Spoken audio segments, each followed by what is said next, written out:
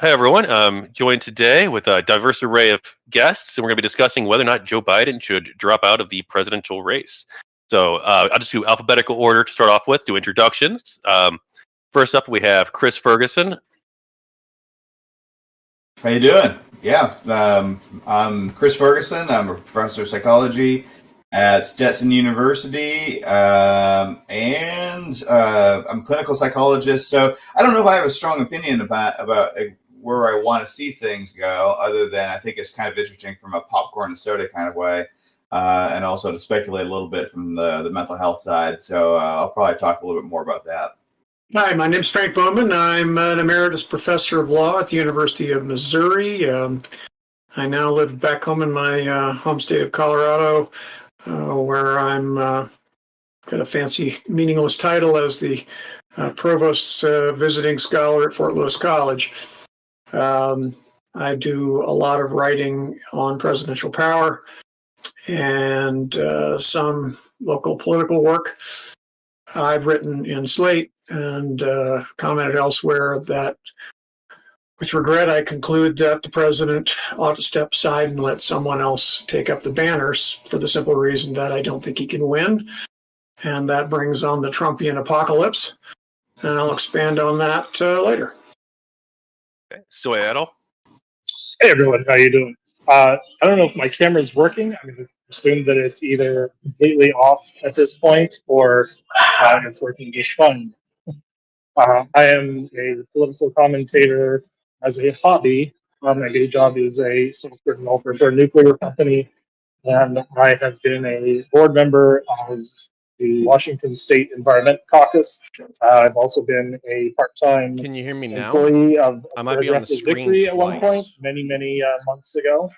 But can you hear me But now? now I am riding with Biden. I am all in on the Okay. Democratic Party. What that means with regard to Biden's candidacy is admittedly complicated. You guys are just going to have to deal with me being on the screen twice, and we'll fix that in editing. Whether I basically he's said staying that or going. I'm resigned to the From fact what I see today, it that looks like Biden he's will staying. be the candidate, but I think on And just a heads up, principle, your he should audio not is a be. little bit muffled, okay? That's the best I'm going to do. Sorry about that. And Wick TV, last but not least. Oh, well, I don't know about that not leasing. So, yeah, my name's Wick TV. Oh, thank you very much. I Appreciate do, before we move any further, get a check cashed by Progressive Victory. They don't tell me what to say or do, right? But I do consult with them, and they do give me money just up front. Gang, I think that the calls to replace Biden is a foolish notion. Yes, we're down in the polls, but the idea that Biden cannot win, I think, is pernicious. I think it's harmful. And I think it's just, most importantly, I think it's untrue.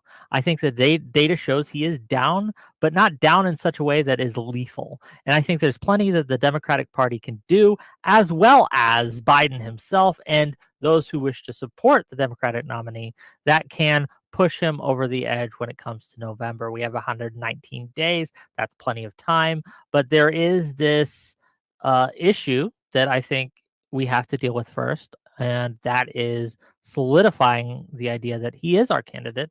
He's the people that the primary voters voted for. He's a person that is our nominee and will likely be our nominee. And I think that we need to kind of rally behind him at this point. But that's me. Wick TV. I yap for a living. Okay, they pay me to talk. So Okay. Well, thank you all for the introductions. We might have Dylan Burns join us a little bit later. He's having some problems right now. He's in Ukraine right now, and unfortunately, the war has cost his internet connection some trouble. So we'll see. If you're in the chat, Dylan, yell at me. If you're in the waiting room and I don't see you, okay? All right. Well, let's go ahead and get this started. I'll keep it pretty open for now. I'll let open the floor. Sorry, open the floor. So Yeah, do you guys mind if I expand? That way I can give you something to wrestle with. So the fact is that we all saw the debate. Not only did we see the debate, we saw the follow-up interview afterwards. And it's not that the interview was particularly bad. He didn't have any major brain farts. He didn't tail off towards the end of his speech. He addressed exactly what was going on. And on top of that, if anything, I would applaud the fact that, I'm in relatively more mature company, so I won't use profanity. But he said, fudge him. That's what he said. He said, fudge you to my critics. He said, fudge you to the media establishment. He said, fudge you to Trump. And he said, I'm in it to win it. don't doubt me, bet on me. Plenty of people have doubted me before, and I always showed them up, which is good. Like, that's decent messaging. But at the same time, my frustration in that interview is I'm still seeing a 80-year-old frail man who looks like he's on the verge of falling asleep during the conversation, or he's on the verge of trailing off. And so as a result, I mean, I'm almost being nice here. There are people in my sphere who are like, I can't imagine him making it another 4 months, let alone another 4 years. And I think that's the general vibe, is like, okay, so we push him over the finish line, he wins. At what point in the next 4 years does he resign due to a health issue? I mean, that's a legitimate concern, right? I'm not going to be one of those people who sits here and says there's nothing at all to be concerned about. Don't believe your lying eyes, yada yada yada. My contention here, what I think the only thing we need to be talking about is, can he win come 2024, come the November, right? Yeah. Come November, come election day, who in the Democratic Party has the best chance of beating Trump? As our Frank Bowman, I believe is your name. Thank you. Said we want to avoid the Trump apocalypse. Okay, if Trump wins, there are a lot of really negative things that come along with that we want to avoid. So it becomes a simple calculation: who has the best chance of winning come election day? And from what I'm seeing, right, from the data, not the elite podcaster class that's panicking right now, but from the actual data, right, from polling and things, shows a pretty tight race. Okay, Trump got a bump in polls after the debate performance, but it wasn't a catastrophic bump in polls. It wasn't even out of the norm. It was about 2 points. Okay, that's imminently recoverable. We have to work on that now. But this idea that like he at some point will have a health issue which he will need to be replaced for. That's why we have a vice president. Period. Right? Like that's it's baked into the cake. I don't see Biden's age. Right? Well, let me ask you this, Counterpoints. What issue or what incident in the last 3.5 years has Biden's age prevented him from taking care of? Can you point to like maybe a foreign policy incident or something where his age has stopped him from performing his duties so far? Well, and this is not trying to be offensive to anyone, but this is the rhetoric that you're going to have to rely on in order to push him over the edge, because you're going to have to say, listen, on policy, he's infinitely better. He has a competent cabinet. He has a decent vice president. There's fail safes in our power structure in order to make sure that he's not going to go, the Chinese killed Beau Biden, therefore I'm going to nuke them now. And then he presses a few buttons and then, destroys half the planet. But you have to have faith in the institutions as they presently exist in order to counter this potential scenario. And that is what the strongest argument from the right wing has been, is we're not talking about managing a restaurant or a corporation. We're talking about the most powerful job on the face of the planet. And so, Wick, to answer your question directly, no, I don't have a specific policy that I can point to in the past 3.5 years that I would be like, oh, Biden pooped the bed here. But I do think that I can point to people being very concerned about him being a competent executive, not just in a powerful position, in the most powerful position on the planet. I'd say that's his management style. We have seen horrible micromanagement from Donald Trump. We have seen interference, mob-like control over his underlings. We do not see that from our Democratic president. We see a strong executive with a healthy cabinet that backs them up. I don't think it's a stretch to say this is a departure from the practices of Democrats in general, or Joe Biden in specific. It is standard operating procedure for Joe to rely on experts to get things done. Okay, my Let me step in please. Can I step in here and respond? I think the problem with the arguments that have been made so far on both sides is that they are essentially pitched to people who know how government works, who have a sense of the essential fail-safes involved in government, who know the fundamental point that the federal government is essentially run by people other than the president, yada, yada, yada. But those aren't the people who are going to decide this election. The people who are going to decide this election are low information, relatively uncommitted independents, and sort of centrist Democrats, centrist Republicans. And what they see, for better or for worse, is a contest between an old crazy guy and an old verging on senile guy. And as between those two choices, low information voters, I don't know what they do if they choose between the two of them and on what ground, but I think a fair number of them will choose the crazy guy because to them he at least looks awake and vigorous, if you care. But more importantly, I think the people who are in the middle who will decide this election, particularly in swing states, are uncommitted, independent, or low information voters, and they just aren't going to show up. And particularly given the poll data that you're talking about, making this at very best for Biden right now, he's behind by some 3 points, 2 points, 3 points nationally, and often more than that in swing states. He would have to experience a huge swing in his direction among essentially uncommitted or low information voters. Before that debate, I was sort of I like Joe Biden. I mean, I've met him personally on occasion when I testified in the Senate, in committees of his, and so forth and so on. I think he's been a good president, far better than average president.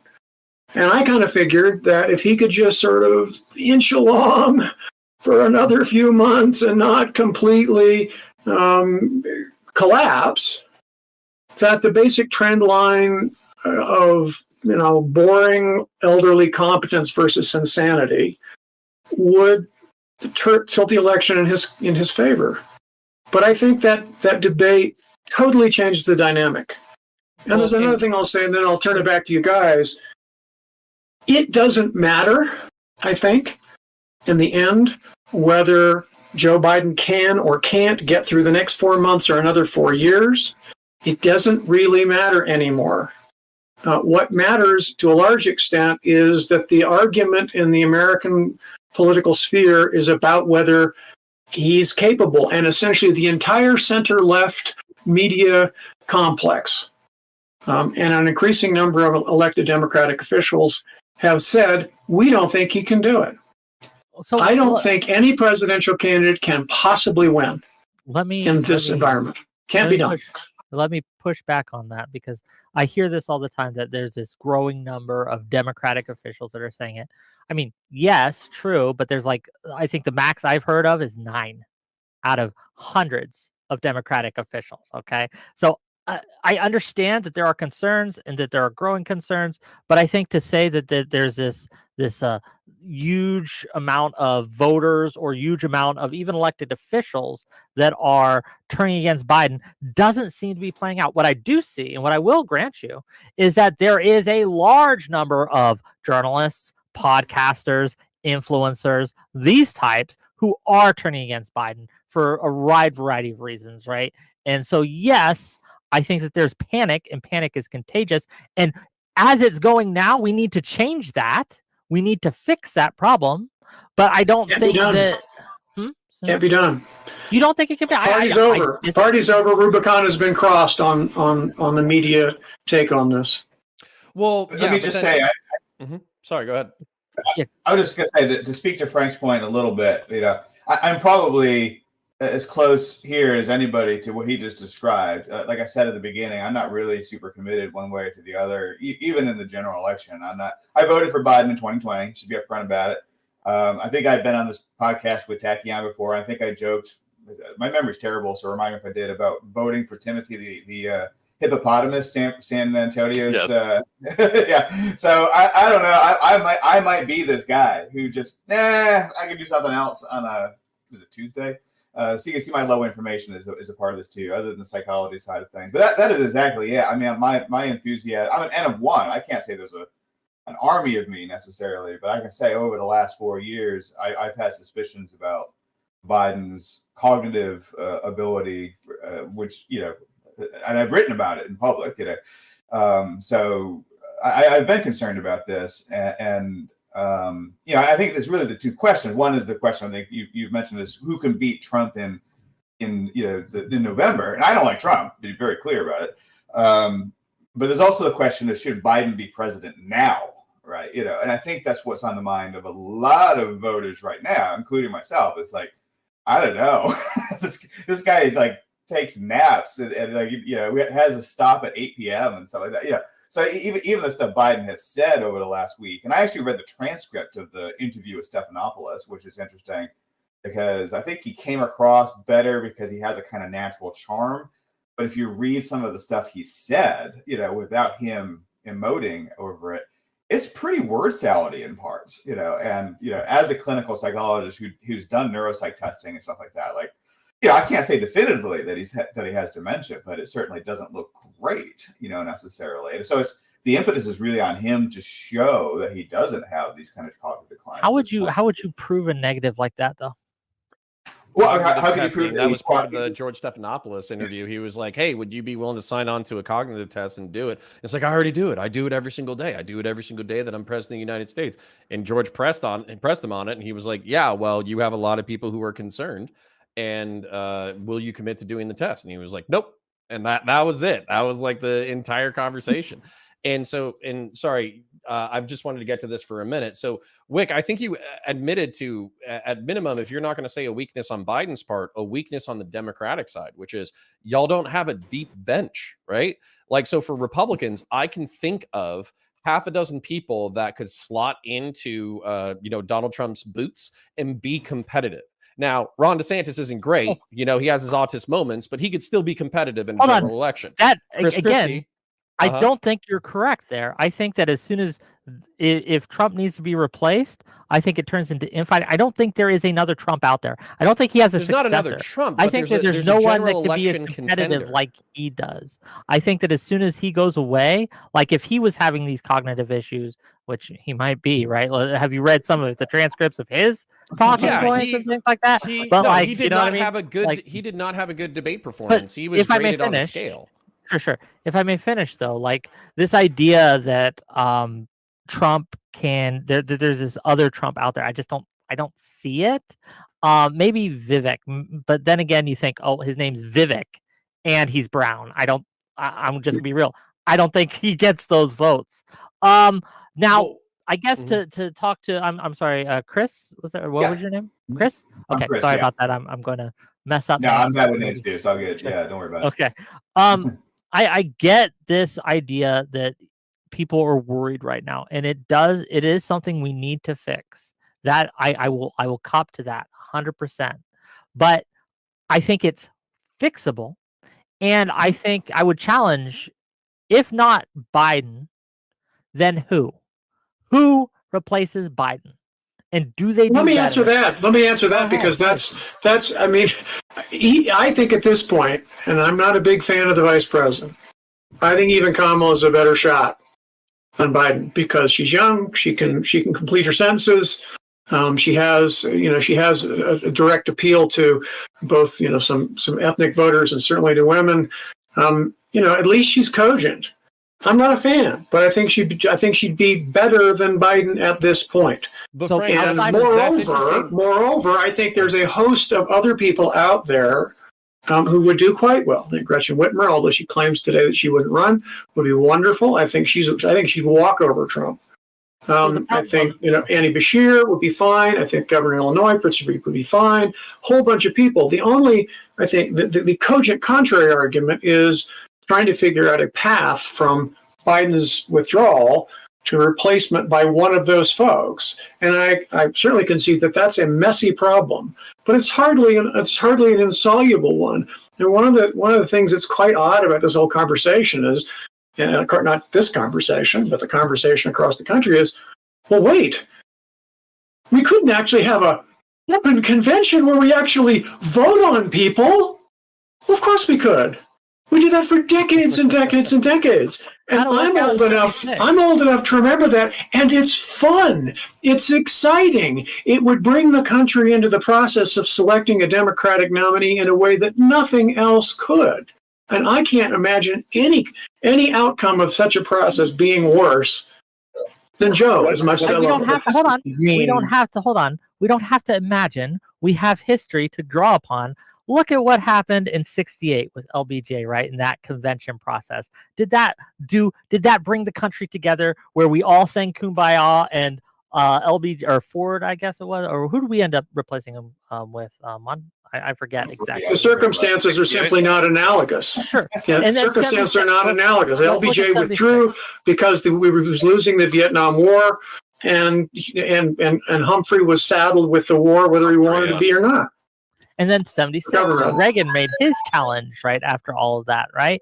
And he did it in such a way that would boost his chance in '80, but it really did help cost his party the election in '76. So again, I will grant you, it's possible. It's possible that it would all go smoothly and there would be some great gains to be made, but the data doesn't bear that out. If we look at the polling of Kamala Harris, outside of one CNN poll where she's up, compared to Biden against Trump, there is no other poll out there that shows this. There was a Daily Mail poll that was released the very next day after that CNN poll. She was down by double digits, and Biden was still down. He was down by, I believe, 5, but she was down by 11. And so you're telling me that it is a better, less risky move to put the person in that's down by 11 than the one who's down by 5. Well, I don't buy it. So I want you to contend with this point though, because it's a point I didn't get to finish earlier. So when I think of the Republican Party, I can think of several people. I'm not saying they're going to be Trump. I'm just saying that if you take Trump out, you can put another person in and they will be competitive. What you are telling me right now is that I can't think of, can you think of another Democrat that would be competitive? Because what you're telling me is a brown, cogent 50-year-old woman who allegedly has her own political accomplishments is not going to be competitive compared to an 80-year-old man who, let's just face it, did not have a good debate. And then after that, there's still an entire field of candidates that we could potentially have. But what have I heard? I've heard Newsom and Buttigieg. Those are the only two other names that I've heard in the entire Democratic field. Named a couple. There's no one else. Whitmer. He named the governor of Illinois. Okay, well, would Whitmer be competitive? We slotted her out and slotted her in. And Wick, bear in mind, I know that we're dealing with a hypothetical. Biden has already said that he's going to run it. But I'm just saying, we're talking about should he be running it, or should we be replacing him? Let's reverse the scenario. Yeah.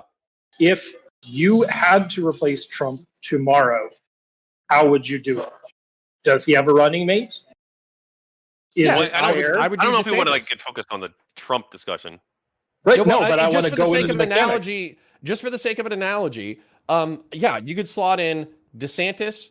I think in order of people who would be accepted by the party, it would be DeSantis, Haley, Christie. I think that would be the order of people who. How is it going to work Democratic? How is it going to work at all? Seattle, my buddy. Yeah. What's the question?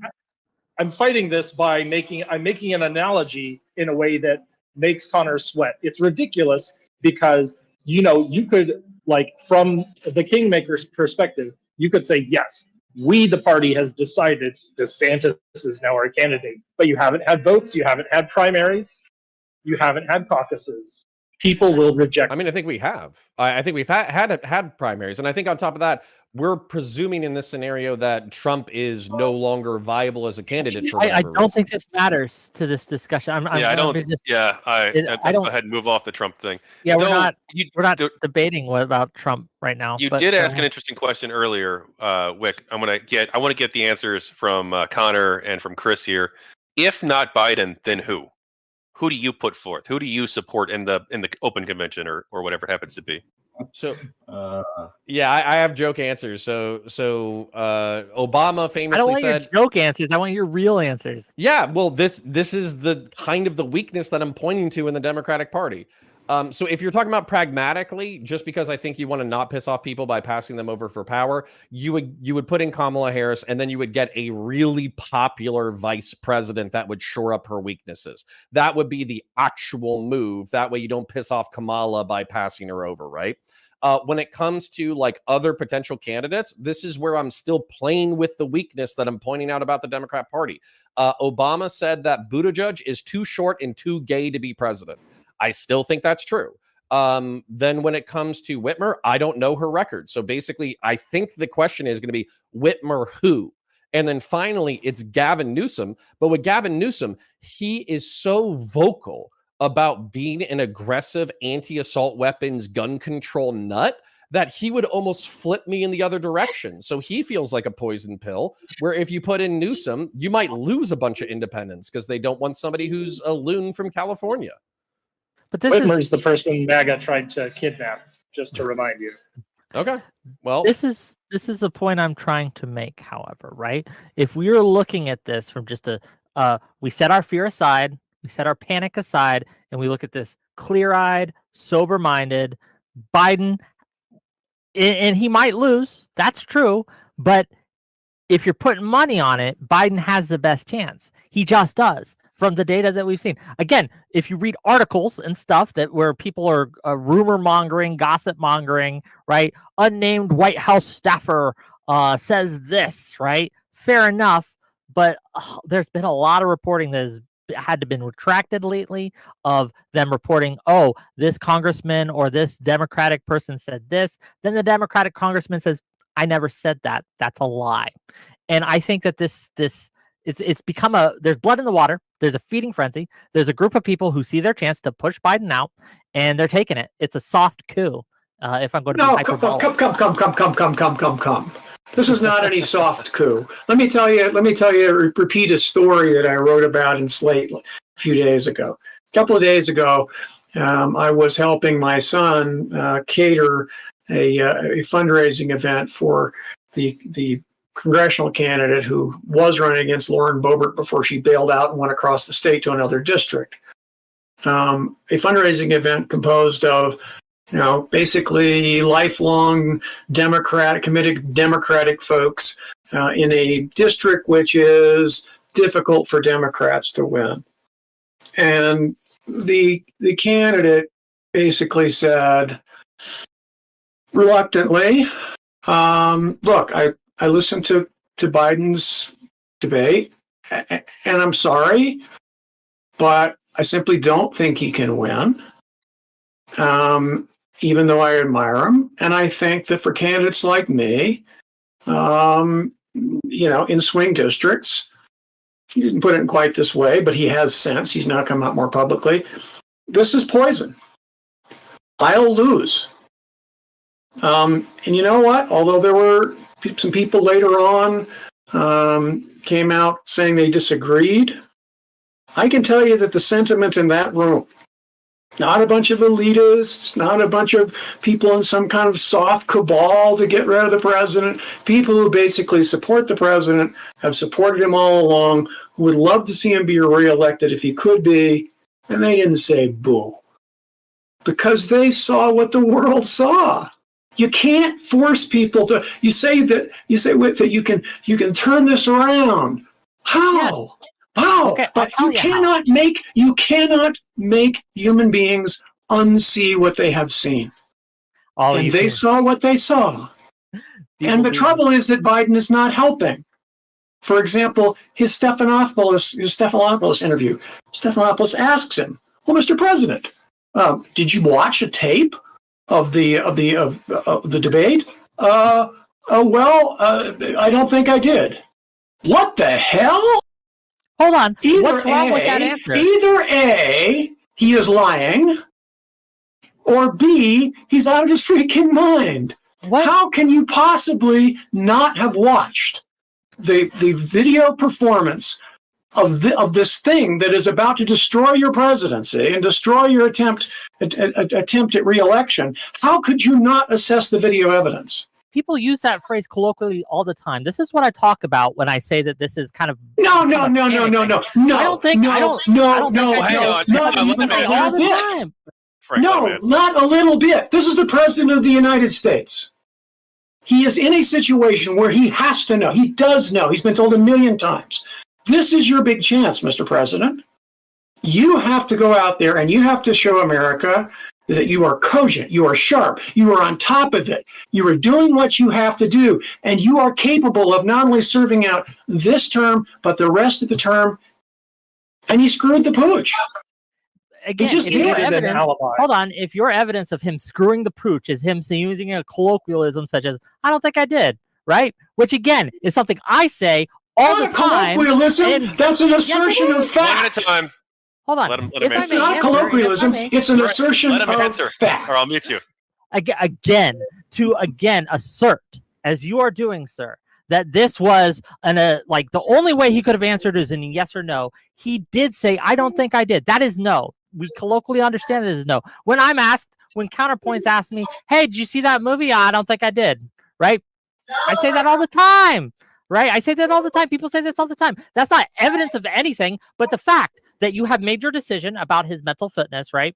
And made your decision about whether or not he can win. You are every piece of information and evidence that is coming in to you right now is being filtered through that lens. And that is a problem. We have to stop that. But that is the problem that you have. It's not a problem that the voters seem to have, because the voters and what we see in the data in the polls does not reflect this. But So, Frank, I want to actually, can I address Frank real quick? So Yeah. I appreciate you bringing the heat. I think you and I are probably fairly aligned in this sentiment. However, I would tell I'm you what not I really would mad do. at you, by the way. I'm just being. No, it's fine. We need to be passionate for the show. So I'm not taking any of this personally. But you asked, like, well, we saw what we saw. You know, we can't unsee this thing. We can't unsee this fact. How do you put the toothpaste back in the tube? And so, unfortunately for some people in this space, there's something called a fortress arc, which is basically where you play defense. You bring all the cavalry in, you do prepared speeches, you do teleprompters, you do rallies. You only do rallies, teleprompted speeches, and prepared interviews. You lean on policy. You try to pass whatever policies you can between now and November, and you hope that you have enough momentum to carry you through. Now, that's not a satisfactory answer. That's why I've already conceded part of the argument, which is Biden, barring a major health emergency, is going to be the nominee. But the question, or at least the question that I'm trying to address, is should. Right? Should this be the nominee? Should this be the person who's leading us? Should this be the person who's the chief executive of the United States of America? And my answer is largely no. We should find a more competent, energetic, young, vigorous, rhetorically talented person to lead us into the future. And by the way, that's not me simping for Trump. I'll jump in to sort of explain what I think could have happened in these interviews, and it is a little disappointing on my side. I would have liked more of an explanation. Maybe this was a strategy, letting Trump play himself out, not responding, saying, I have more important things to do than watch myself in the mirror. This is all explainable, but the problem is that Joe might not be quick enough to come up with these on the spot. But I would expect that from someone who is not necessarily clever with his words. This is the problem between a TV president and a working president, and Joe Biden is a working president. Okay, well, I want to give Chris a chance to answer since I asked you earlier. Who would be your replacement for Biden, Chris? Well, first off, as a short man, I'm just wounded to learn that I can't be president. But that's a good question. I think, and I'm not sure who said it. Maybe it was Wick. I sort of agree that it's sort of difficult to move anybody in at this stage, I think, and it would probably cause a lot of chaos and not really be great for the Democratic Party. I mean, I think that, again, my sense, if I was going to somehow try to represent the sort of center-left voter, which again, as an N of one, is really risky for me to do. But, and this is where I also agree with Counterpoints. I think that the Democratic backbench is pretty weak right now. So I don't know.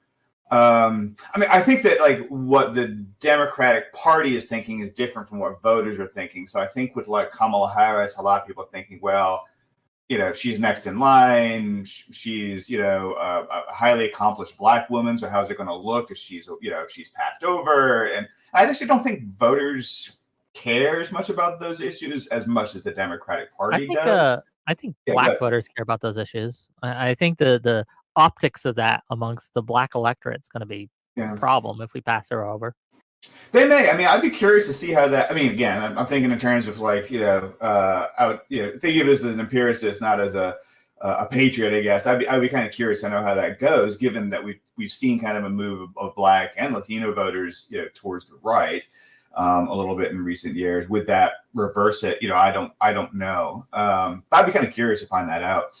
But overall, I think you could probably. In terms of, and this is the person whose name I was going to come up with anyway. In terms of race, I think that could be neutralized by looking at someone who is more centrist, perhaps, and is maybe a bit more appealing to voters. And so, I kind of the name I was thinking of, and you guys all might hate it. That's fine if you do. Was someone like Eric Adams or something like that, who has this kind of like centrist cred to some extent, who's been willing to kind of buck the party line. I think I'm just going to be honest with it. I think with Kamala Harris, the sort of like pronouns in the bio thing is going to come up, and that's going to be unappealing to a lot of voters. And I think someone like Eric Adams, has managed to avoid that. But again, I'm not by any means a political mastermind, so it's not like I have like the Ferguson plan to rescue the Democratic Party. I'm just kind of speaking in terms of my impressions of some of these things. So two things. One, I think that if Biden steps aside or is replaced, it has to be Kamala. I don't think it can be anyone else. There's a couple reasons for that. You can't just transfer their war chest that they've made. I think the 230 million something that isn't transferable directly, right? We can't just give it to whoever. Harris can use it because she's part of the campaign right now. We have regulations on that. There's a lot of laws. I'm not an expert by any means, but people who are experts on this have shown me this, and I believe them.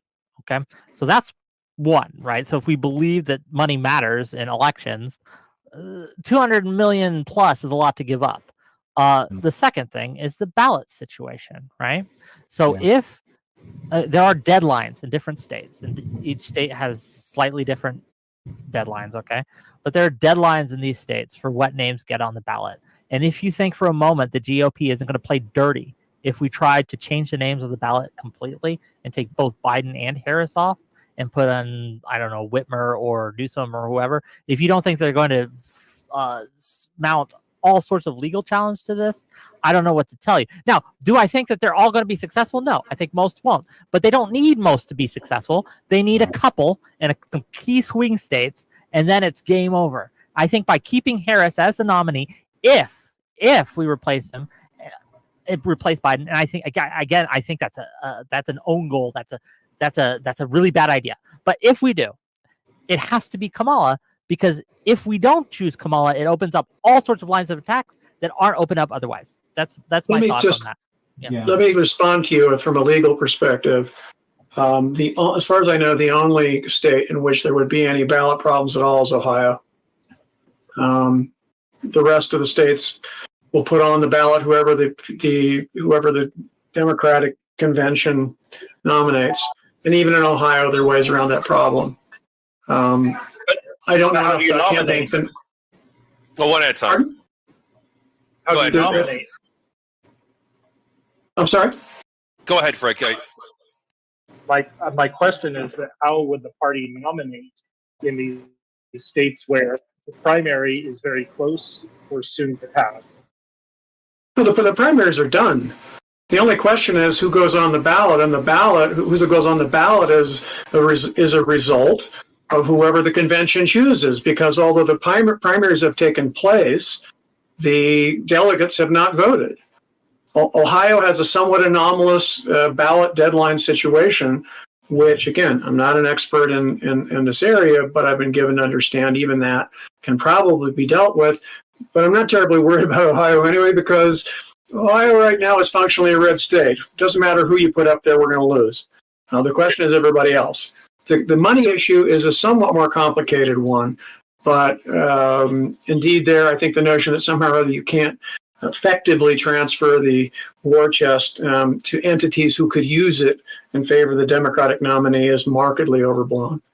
Yeah, so let me ask about the war chest. Do we think that it would be bad if this went to like a super PAC or something like that, That's and you what had it like would two be, right? campaigns. You had It like would a have PAC. to be that, yeah. You had a PAC that was promoting whoever the Democratic nominee was, and then you also had their campaign. These two tracks, these two different They sets of can't work ideas. with each other legally, Yeah, but right? that could be So good, right? Well, yeah, and in any case, I mean, the reality of modern campaign finance is that, in fact, we have campaigns and we have PACs who nominally aren't supposed to coordinate with each other, but in fact, remarkably, they manage to somehow or other do it anyway, and it doesn't matter which party it is. Well, hold on. But that's kind of the thing is we know. Let's just say it's like a generic Democratic PAC that just gets all the funds transferred from the Biden-Harris campaign.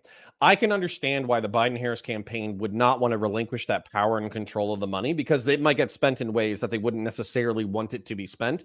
But to pretend that like a vaguely Democratic PAC wouldn't be able to figure out how to do pro-Democratic propaganda during an election cycle, I think that's cope. Again, I'm not.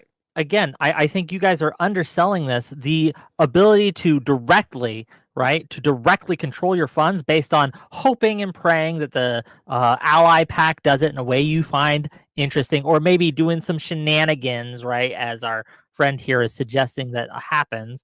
I just don't. That when we talk about risk, that's a huge one. Okay, and again, I'm not a legal expert, but if we pass the torch today, you'd be correct about the ballot situation. But if this happens in a month, you are no longer correct, right? Or if this happens in a month and a half, again, with more states, you are no longer correct.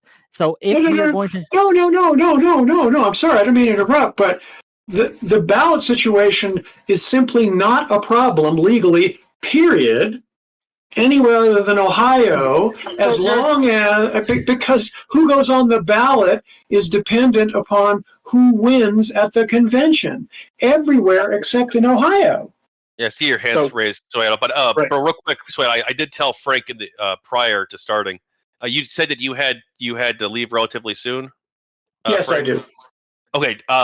Let me know when you're ready, and I'll let you give your closing statement. But I'll let Soeda go since he has his hand raised.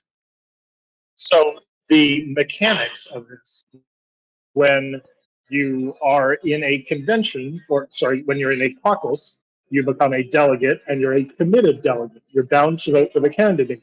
And so I assume what Frank is referring to here is that if Joe Biden drops out, then those delegates become uncommitted delegates, and then they choose who to vote for. We have a convention fight. It gets a lot of media attention, but it's also going to raise a huge stink in the Democratic Party that's still remembering the fallout from 2016, the super delegate fiasco. All of those hurt feelings around 2016 are going to come rushing back. It's going to look bad.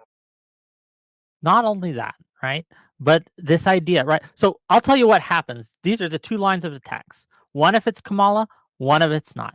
If Kamala is the nominee, and she, again, Biden steps down, Kamala becomes a nominee.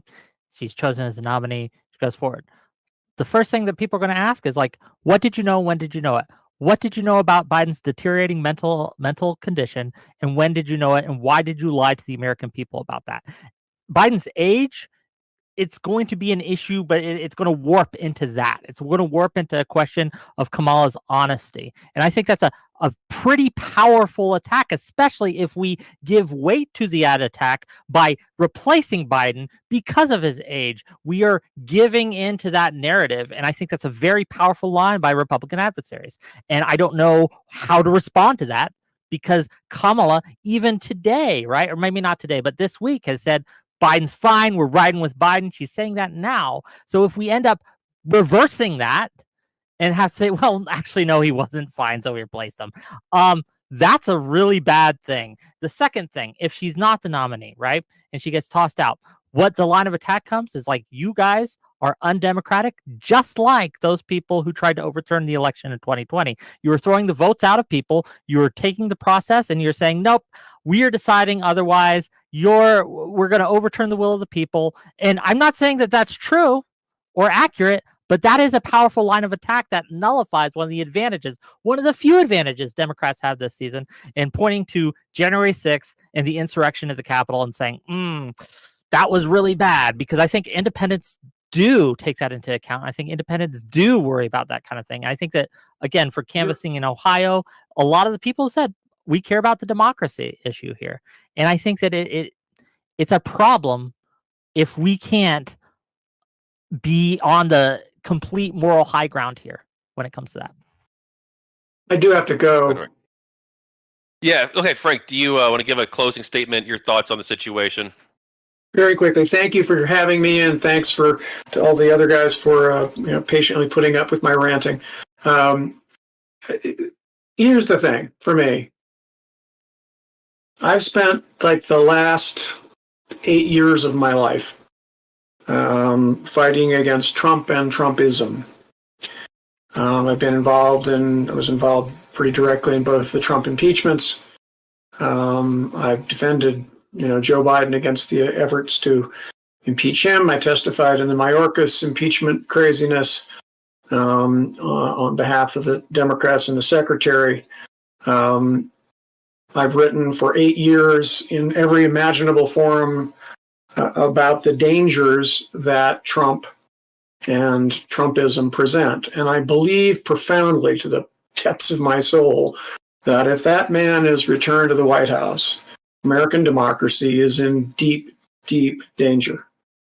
And therefore, the only thing that really matters to me in this election is that he lose and that some Democrat win. I don't much care who it is.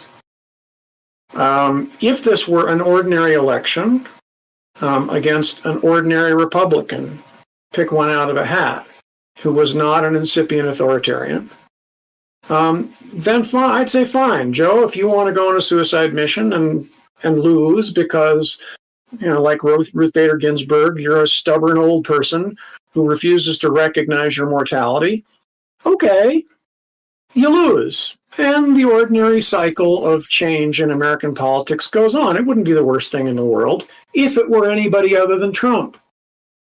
But if that man gets back in the White House, this democracy, this republic is in deep, deep trouble. And I am profoundly convinced, as much as I did not want to believe it up until 10 days ago, I thought Biden could eke this out.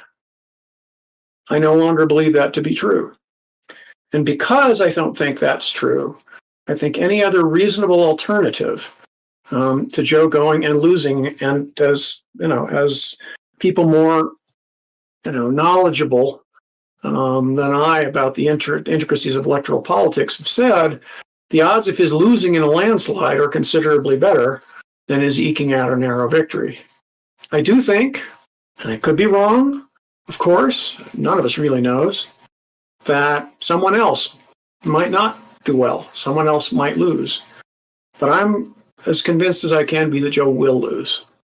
And I think we need to do something, anything, to give ourselves a chance to save this democracy. With that bright thought, I'm out of here. All right. Thank you for coming on, sharing your views. So, if you want to leave, you can click on the red disconnect button. And okay, anyway, I do want to ask this question here to the crowd. Now, we're all sort of like assuming that like maybe there's something wrong with Biden, but I can disconnect you if you. Please do. Okay, there we go. All right, so we're all assuming that there's something wrong with Biden. Is there nothing that he could do? Oh, where I'll let you ask, but I want to respond to what he said. Oh, well, you go ahead first, since this is going to be a whole topic change. Oh, sure. So I too think that Trump is a threat to democracy. I too agree that the most important thing is to get rid of Trump and to make sure that he loses. I think that everyone here, except for Chris, maybe, right? Because Chris is kind of like, oh, boom, boom. I don't know you, right? So forgive me if I'm putting words in your mouth. But most of us here want Trump to lose. I don't disagree with that. But I take the opposite tack as our friend Frank Bowman there. I think that the quickest way to ensure that we lose is by replacing Biden. I think that it takes a very risky situation and amps up the risk tenfold. I think that it takes a chance to lose and it turns it to an almost guarantee. Never say never. I don't have a crystal ball. Maybe in November 5th, I'll be writing or I'll be doing a stream telling everyone why I was wrong. And I hope I am, right? I hope that if we replace Biden, if that happens, that on November 5th or 6th or what the day after election day, I'm sitting there writing up a stream, very embarrassed, thinking, oh, you know what, gang, I know I was saying all this, but man, I was wrong, and this is why. That's I not hope going to that's the happen. case. You know, I it's don't not think going to happen.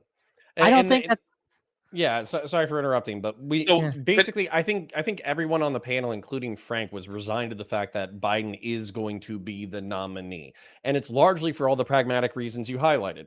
Transferring money is a pain in the butt. We need name recognition. If you get somebody new, you're going to be giving up the incumbent advantage. Some of the people that we would pick are polling worse against Trump than Biden himself. So there's every reason in the world to go with a safer bet. The question is whether or not it's going to be enough. And then, I know you're appealing to pragmatics, and that's totally fine. Like, as a matter of fact, if I was in your position arguing your position, that's exactly what I would be arguing is pragmatically, it is Biden, ride or die. Everybody get on the same page. Let's win. and right? I want to combat this doomerism, right? That Biden can't win. He absolutely can. He give us the path, absolutely Wick. can. Give us the path. Sure, The- there's several. We don't even have just one. There's several paths to victory here. One of the things that Biden is doing that is giving me hope is going out and doing these interviews. Not just the interview with George Scarborough, but the one he did with George Stephanopoulos, sorry. And the one he did with Joe Scarborough this morning on Morning Joe, right? He was fine. He had some zingers in there. He brought the energy. He said what I wanted him to say. Fuck the haters, right? Or I'm sorry, fudge the haters. My bad. well, Frank's gone, so I don't know if we can start saying the F word now. Fair enough. We Fair might. enough, but You can if you want. he's going to rally after rally after rally. He went to the North Carolina one. He was at Philadelphia and over on Sunday.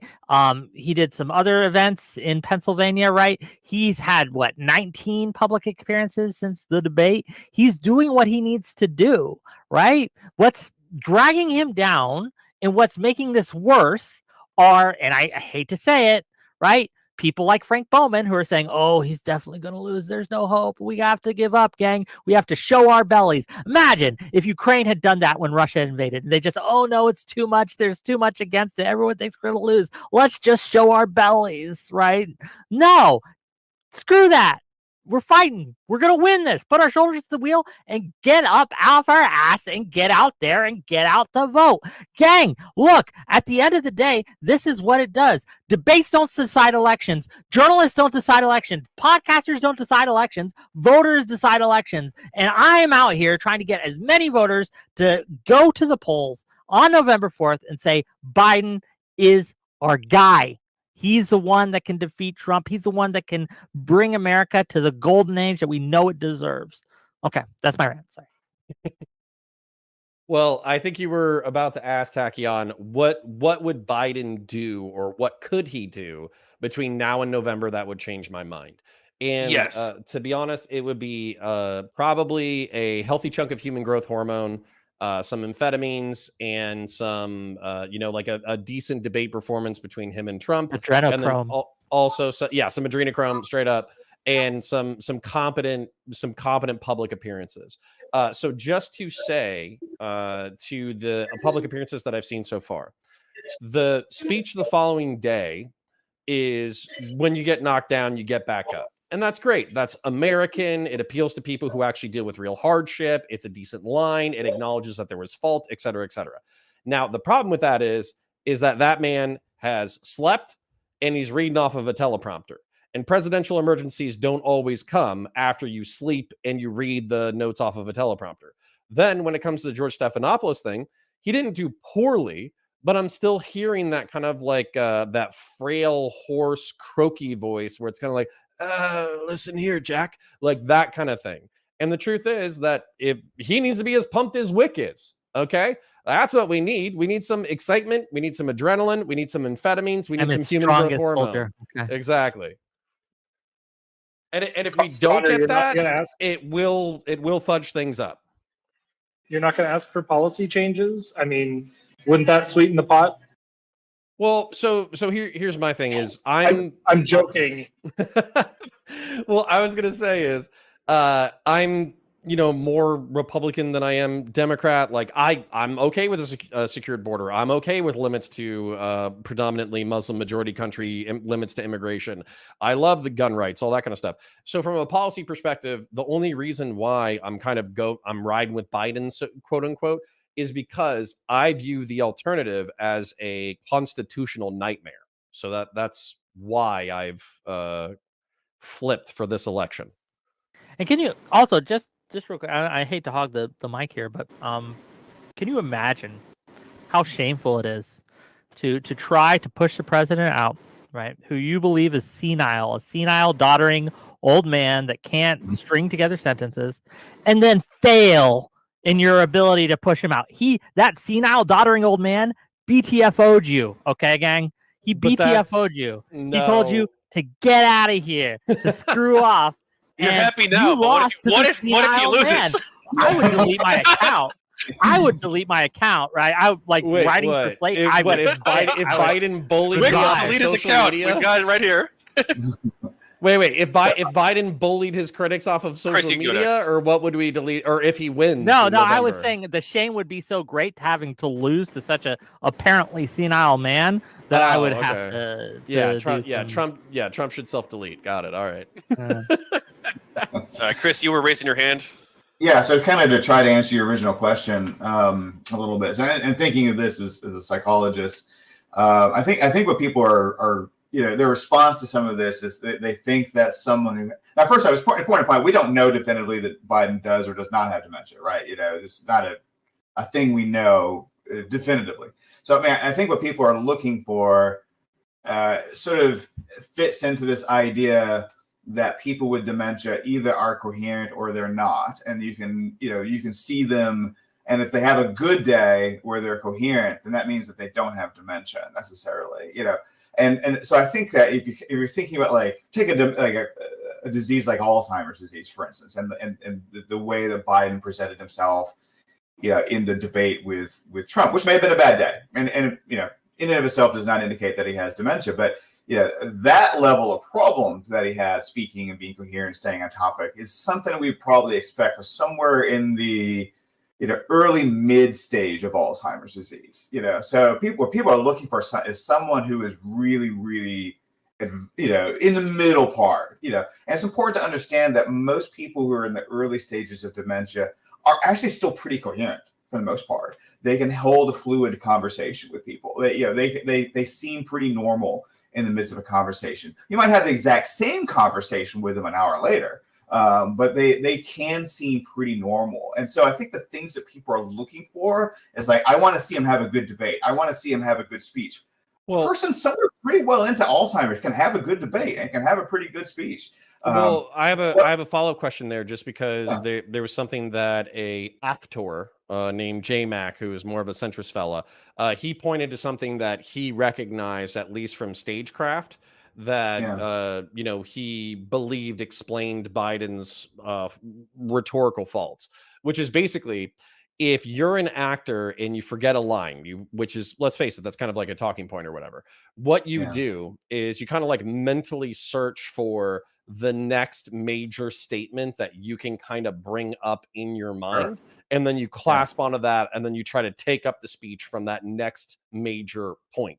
Because if you stay on the line that you can't catch, then you're just going to be stuck there forever, and you're basically going to just drown. So he was saying that based off of, we saw Biden jump a couple of tangents, he believes that it was more it wasn't necessarily something to do with mental acuity or clarity or whatever. It was more of looking for his talking point when he lost it. But then that's my thing too, is we've all been here for an hour or so. We've all been talking off the cuff about ideas, and relatively speaking, we've all been following each other on our tangents. I want that virtue in my commander in chief. Yeah. Well, if I could for a minute, I just want to go through Biden's answer to one of the questions he got from Stephanopoulos, for instance. And this was the question he asked about, did you know how badly the interview was going, or the debate was going, right? And so his answer, this is Biden's answer, was, yeah, look, the whole way I prepared, nobody's fault mine. Nobody's fault but mine. I prepared what I usually would do, sitting down as I did, come back with foreign leaders or National Security Council for explicit detail. And I realized about partway through that, I get quoted. The New York Times had me down at 10 points before the debate. 9 now, or whatever the hell it is. The fact of the matter is, what I looked at is that he also lied 28 times. I couldn't. I mean, the way the debate ran, not my fault, no one else's fault, no one else's fault. I mean, it's all over the place. I mean, it's not like I lost my train of thought and then I went down my next. Yeah. point. So that's actually that was 4 points in a paragraph. No, but that's hold on. You gotta let me. You can tear it apart in a second. I need to dogpile on this one.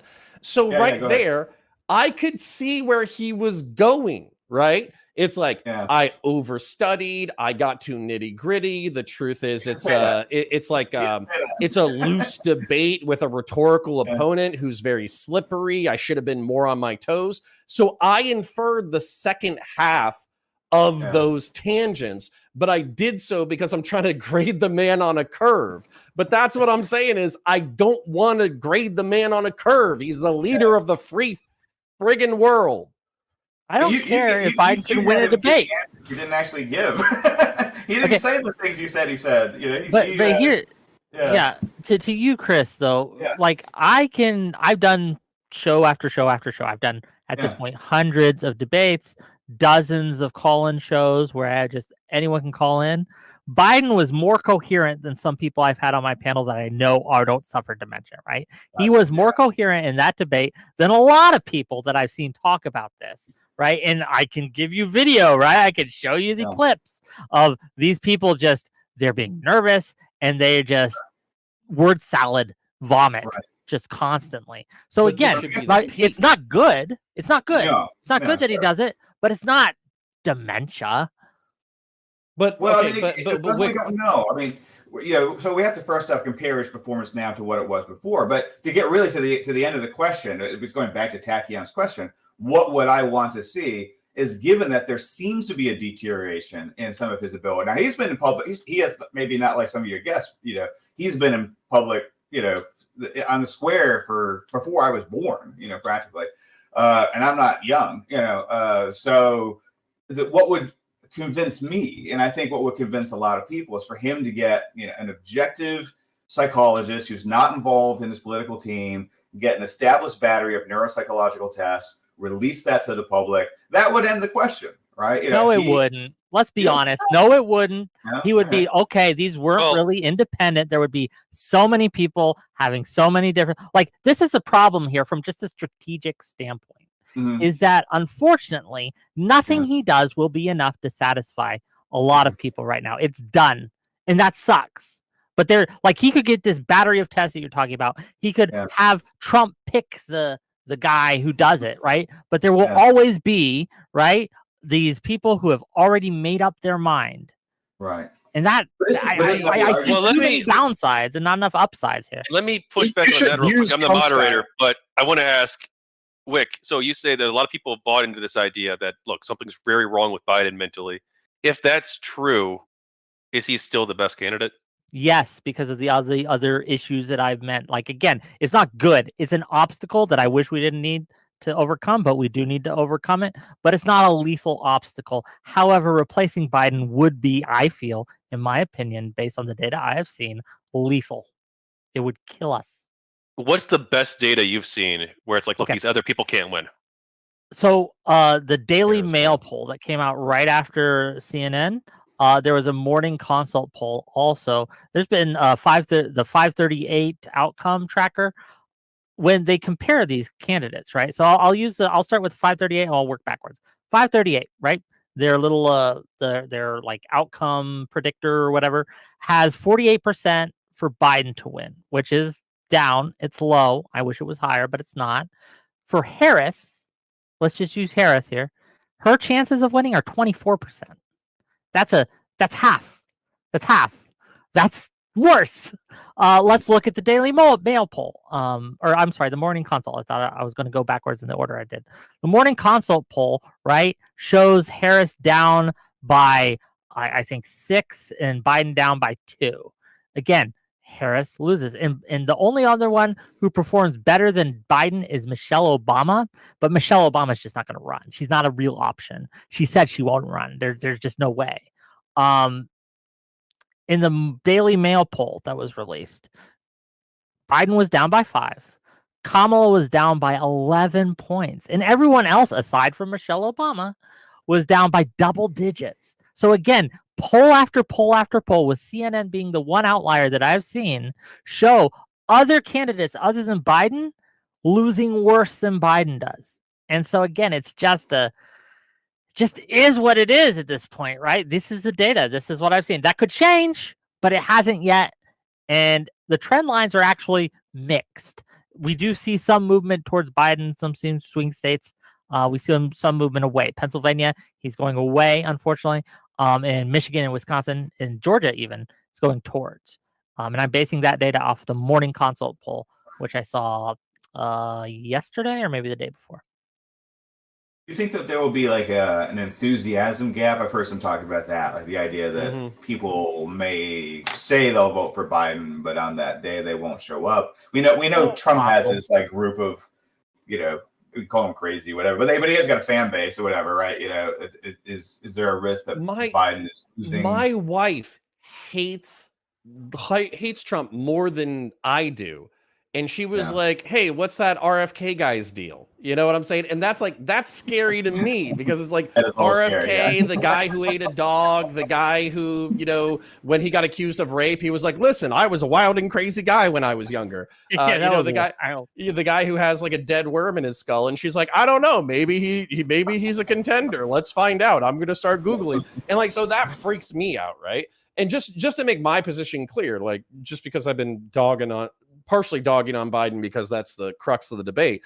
But I view Trump as an abhorrent potential candidate for the Republic. I look at what he's done. I look at what he said publicly, and I am repulsed. I want a different candidate. The main crux of what I'm saying, the main thrust of what I'm saying is you're making it hard for me. I'm an independent. I'm a moderate Republican. I should be the person who's getting attracted away from Trump. I'm an easy sell, and yet this is becoming a harder sell. You gotta make it an easy sale. And so I agree with all the pragmatic reasons that Wick said. I think that, as a matter of fact, those are going to be the reasons why Biden remains the president, and remains the nominee. And he needs to rest on his laurels in order to win. He needs to lean on policy. He needs to lean on good interviews. He needs to lean on all the things that Wick has articulated. So I'm with him in that regard, but I am resentful and pissed off that I'm being forced into this choice. Well, do neither you or Chris disagree? Sorry, I'll let you go in 1 sec. But Connor, do neither you or Chris disagree with Wick's assessment of the polling for the other candidates? I know it's only been limited, but yeah. I have a feeling that just incumbent advantage alone, there's only been 2 presidents who were incumbents who lost. It was like George W. Bush and somebody 100 years before him. So and Trump. Bush. Bush I won. guess there's 3 now. It was HW. Sorry, Bush Senior. If I said it wrong. Bush Senior. Somebody 100 years ago, in Trump. Those are the only incumbents who have ever lost in American history. And so even arguing that somebody should give up the incumbent advantage, I know is a hard sell.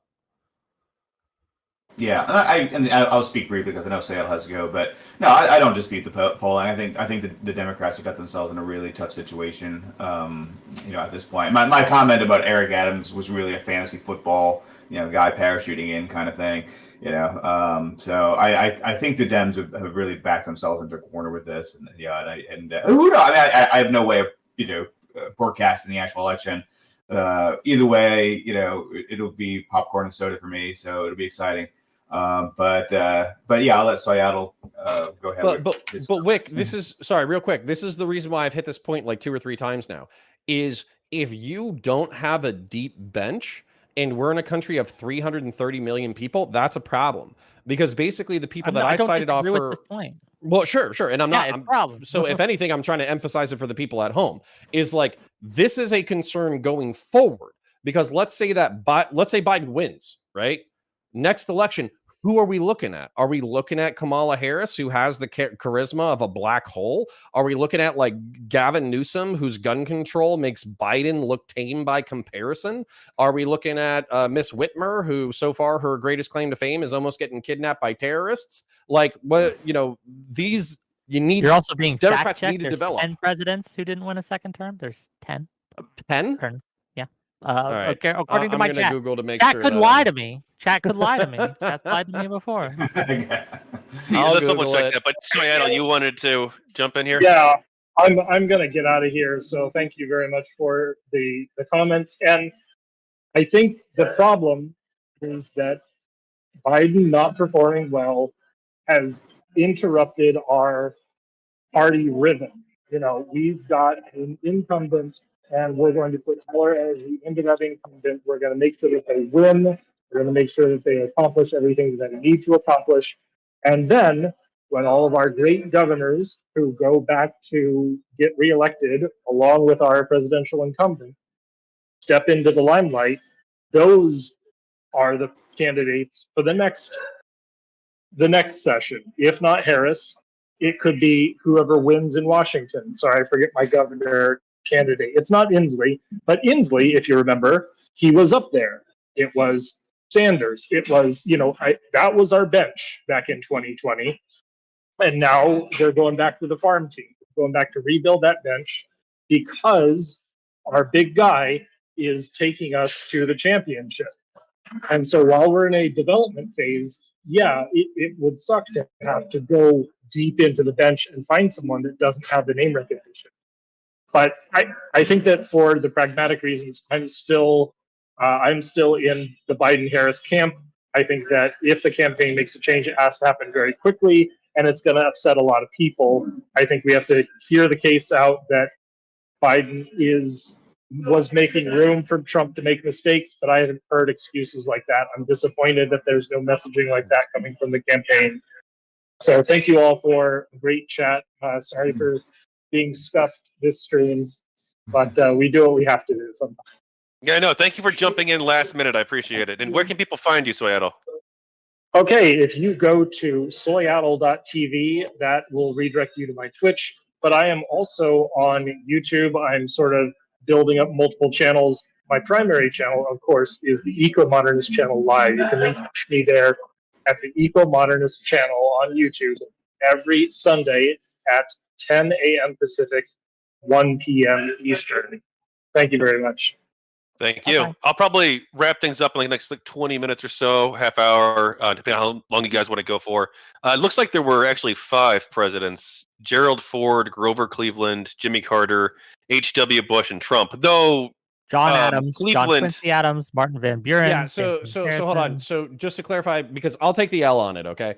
I saw when I Googled it, I saw that there was 10 in total. Now, my cope, if I'm not taking the L, is I think that some of these were like vice presidents who succeeded their president and then lost as the incumbent. But I'll just take the L, okay? At maximum, there's 10 people who had some kind of incumbent advantage who lost. Therefore, there's like what is it? There's 55 presidents.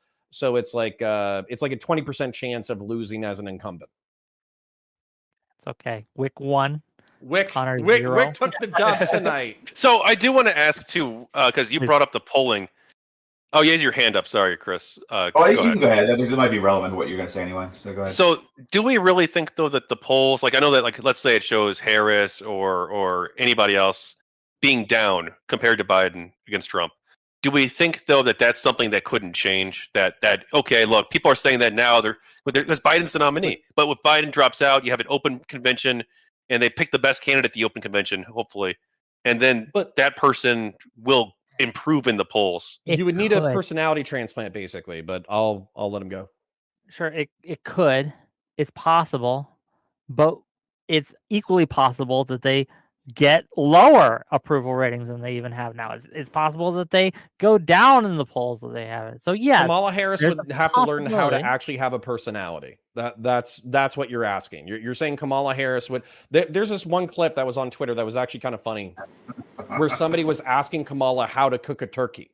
And she was like, you get that baby, you lather it up, you put butter on, not just on the outside, but you put it on the inside. You take salt and pepper, you rub the entire thing. I'm actually like a crazy cook. I'm like a crazy baker. And it seemed like she was enthusiastic, charismatic, empathetic, interested in the conversation, goofy, funny, weird. Right. So if she was able to replicate that across her entire personality, both public and private, I think that she could change her numbers around. But if she's stilted, weird, jumpy, kind of, no offense to her, but I've seen some clips that make her look like a pillhead, then like if she's like that in public, then she's going to get trounced. Yeah. Yeah, I get the impression, this is, the amateur impression, she's kind of over-focus grouped a little bit. If she's more spontaneous, that would probably be helpful for her. My larger, this is the point I was going to make, my larger thought for, what I kind of like to see the Democrats think about, and I have similar feelings for the Republicans, but we can ignore that for a second. But yeah, whichever candidate the Democrats are running, and there's even been polls of like generic Democrat, right, kind of a thing, against Trump. I mean, I think the thing I would like to see Democrats think about is that they're experiencing a nail-biting election season against one of the worst presidential candidates ever like in history, in a way. I mean, this shouldn't be close, in a way. I also think about Republicans, you're running a nail-biter, election against somebody who might be senile, and that says something about you. I mean, one of the larger thoughts, I think, is like the average voter doesn't like either party. It doesn't like either party's platform, and I think that's something I would love to. I keep waiting each election season for the party that loses to actually have like a thought about why they lost, right? Like it would have been nice in 2020 if the Republicans thought like maybe we shouldn't run Donald Trump again. But obviously they didn't have that conversation. They had that. It was stolen. They took it from us. There's something there. I'm not joking. And this is something that like pisses me off to no end. And I'm not trying to piss off the half dozen to dozen Trumpers that are in my chat right now. But there's that tweet. If you guys remember the one where it's like massive fraud on this scale is so egregious that it voids the law and in statutes and congressional authority, and in this case maybe even the Constitution. That was one of Trump's tweets on his own social media websites, right? And so if he was telling the truth, then at this point he should have shown outcome determinative fraud that prevented him from succeeding in office. And then at that point, I would maybe excuse the tweet. But he has not shown outcome determinative fraud. He's continued to perpetuate that narrative without any basis or backing. He doesn't have to win it in court. He could win it in the courts of public opinion. He could say, hey, listen, the courts aren't listening to me, but take a look at all this evidence. I have all this evidence that 50,000 voters in this state that would be outcome determinative don't exist, and they stuff the ballot box. But he hasn't even published that because he doesn't have it. So at that point, he is lying, and he's saying that he's willing to suspend the Constitution. That is disqualifying. I know that a lot of people on Twitter are like, oh, so you're saying that you would vote for a corpse Biden over an alive Donald Trump? And the answer is like, yes. Yes, because the alive Donald Trump is willing to suspend the Constitution based off of a lie that makes him dangerous and stupid and disqualified for the office. So yes, if you put a twig up with googly eyes glued to his face and you say this or Trump, I'm going to pick the stick with the fucking googly eyes. I can't even argue with that. That is based. If we are going though, right, to get a little less based in the house, okay, to get a little more cringe, if you will. Like, if we're just doing fantasy picks, like, I agree with Chris that we are in a place that we should not be. We are stuck. And if I had a time machine, if I could turn back time, I would make different decisions. And I would encourage everyone to make different decisions than they have. However, I do not have that time machine. We have to deal with reality as it is rather than how we wish it would be. And here are the choices that are before us. The first choice that we have, Biden step down or Biden stay in. And if Biden step down, who replace him? And again, I think I've made my case pretty coherently that the best chance is Biden. But if we were just talking about fantasy, right? In a fantasy world, may I nominate myself for the position of Democratic nominee? Not if I you're think sure. I've demonstrated Hey, I tonight. don't see you over Trump. I think I've demonstrated tonight that I have the chops, the debate chops, to beat the Republicans, such as Counterpoints, right? To beat the independents, such as Chris here, to take care of the media class, such as Frank Bowman, okay? I just wiped the floor with that guy, okay? Over and over again. To take care of the hippies like Soyaddle. I think that I've demonstrated my chops. And so if we're going to replace Biden with anyone, I think I have just as much chance as any other candidate. And I Well, want you're over you, 35 dear now. viewer, to really process that for what that is. Okay? Really process that. And then come back to me and say, do we want to replace Biden or not? And I guarantee you that if you truly internalize what I have just said to you tonight, that you too, my dear viewer, will be riding with Biden come tomorrow. Okay? So I did tell people that we would talk about the media thing real quick. I know you mentioned the soft coup, Wick.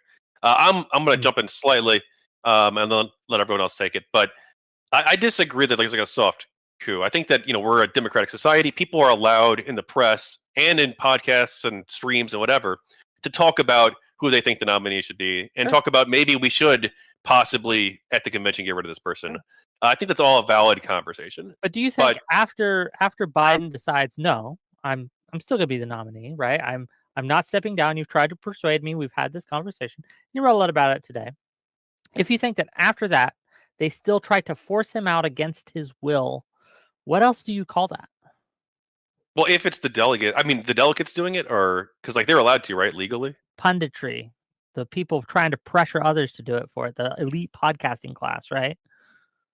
Well, That's just yeah, their but I mean, opinion, like, isn't in my that just view. kind of free speech Right? in a free society? That would be It's my free. opinion I'm on not the saying matter. that this is illegal or should be illegal, but the reason I use, and I'll admit, slightly hyperbolic language, just a soft coup, is to show de facto what this is. It is unelected officials, people who have no place in government, journalists, podcasters, influencers, trying to override the will of the American voter in order to replace the nominee that was elected by a primary process that we have in place, that our institutions have established. And you can say, well, it wasn't a real primary, it didn't have open debates, and that's all true, but it's still the process as we have laid out and as it has been But- decided. So again, what else do you call it when you have a group of unelected officials, a small group, smaller than the overwhelming majority, 50 to 70% of Democratic voters who want Biden to remain the nominee? What do you call it when you have that group, that small group, trying to use force and pressure and influence to get the nominee taken forcefully from Joe Biden and given to another? What else? What other word would you like to use? You use force, but like the New York Times can't force Joe Biden to step down. Only Influence. Biden can do that. I'll take the force away, right? Well, but use pressure. No. And I'm licking what you're spitting, so to speak. So I get it. Like, there's all these people are ostensibly Democrats. They all ostensibly push in the same direction.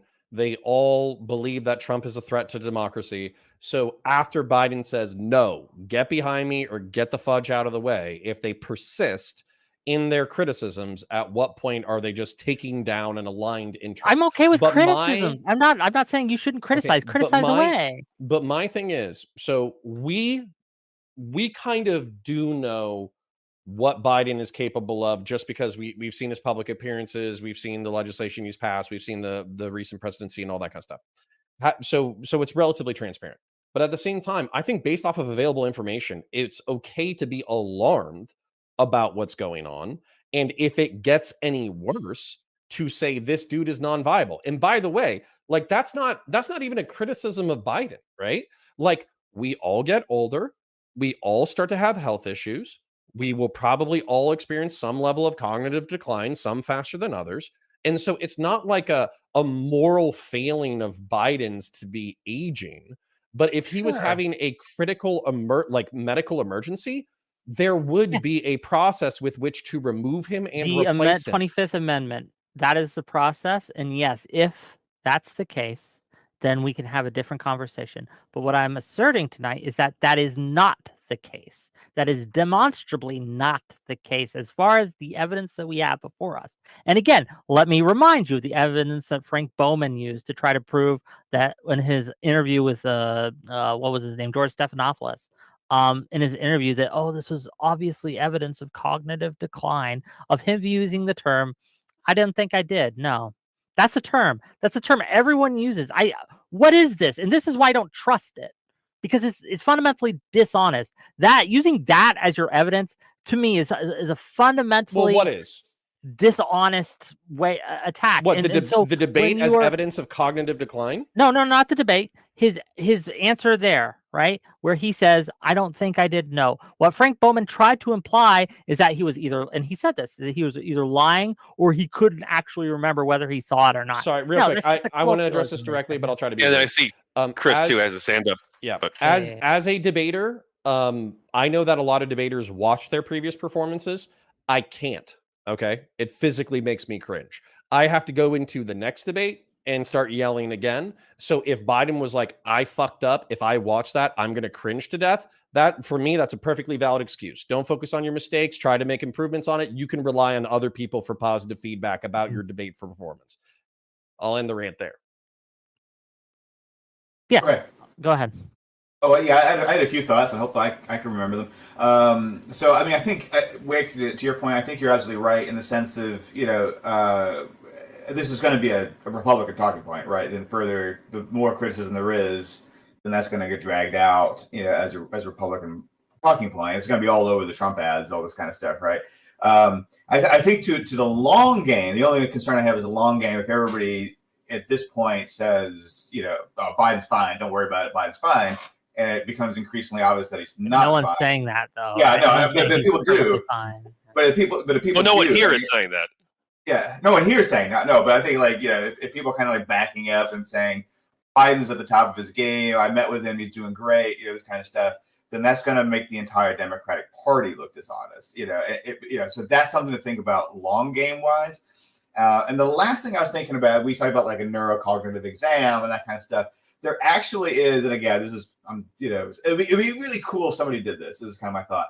There actually is computer software that can analyze people's speech and look for patterns that are common for dementia, essentially. So this has been done with Ronald Reagan's speeches, for instance, while he was still president. And it's not definitive, but there's reasonable evidence to suggest that Ronald Reagan probably was in the early stages of Alzheimer's disease at the end of his presidency. So that could be done with some of these speeches to some extent, and that could, again, like I said, either this really is stuff that people do, like you were saying with some of your interviewees who are just uncomfortable interviewees, and it's kind of common for people to just freeze up in the camera, or perhaps some of these speech patterns could be pretty indicative of Alzheimer's disease. Again, it's not going to replace the neurocognitive exam, but it can be sort of illustrative one way or another. And it's free. We can just do it. If somebody has the computer software and knows how to do it. Have you done it?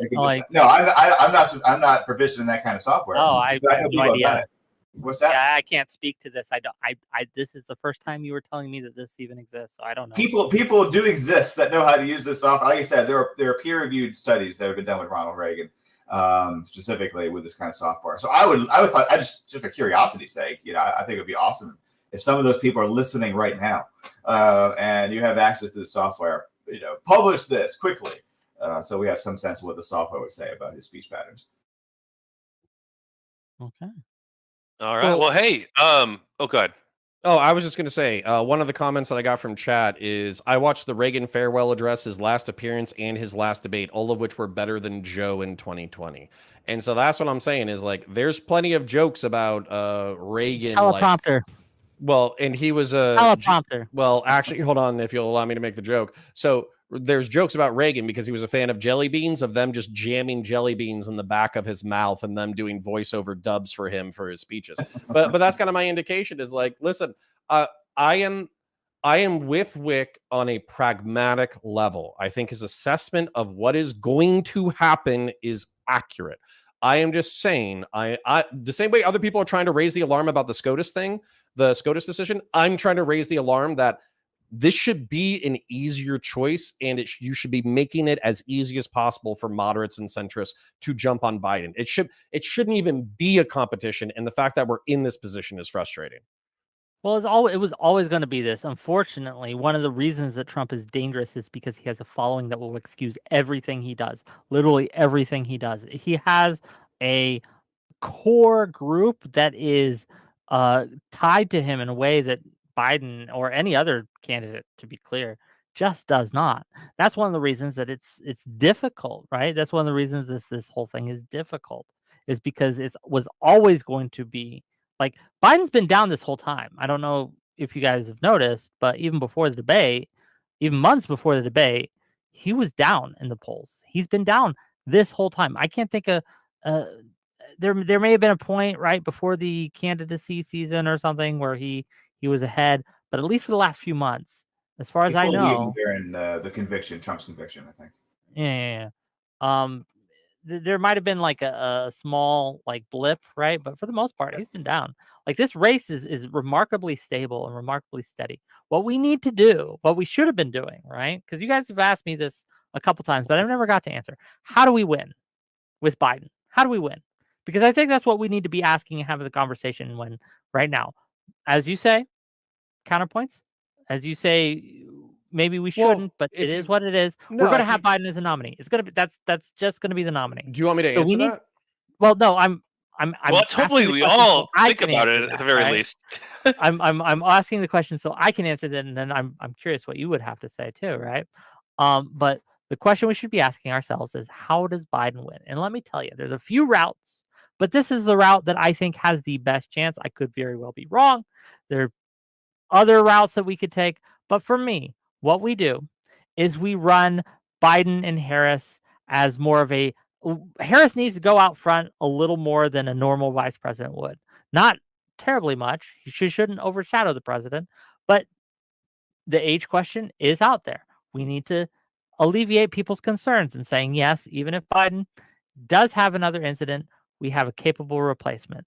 By not replacing Biden as the top of the ticket, but running it in this manner, we alleviate, right, a lot of the concerns of a lot of people who do want Biden to be the nominee. And there's plenty of people who are riding with Biden. They don't want to vote for another candidate. They don't want to vote for Kamala. They don't want to vote for Newsom. They don't want to vote for Whitmer. They want to vote for Biden.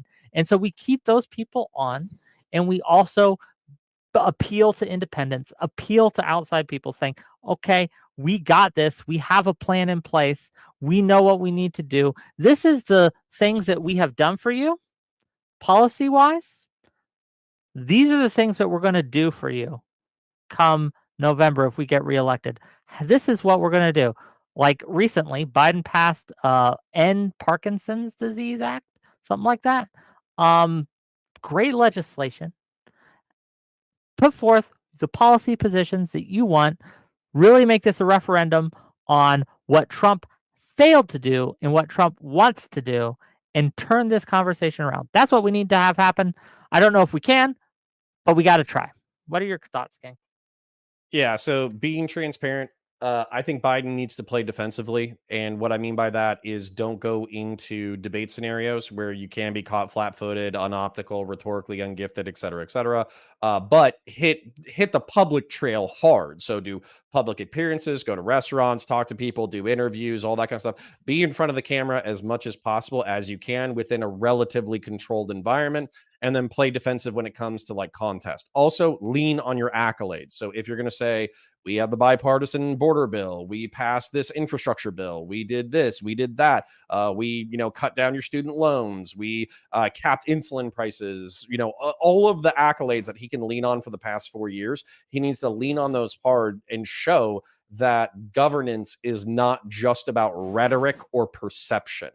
But what I'm saying is the thing that will unravel that and unravel all of that goodwill that he can do in the next 60 to 90 days is a disastrous second debate.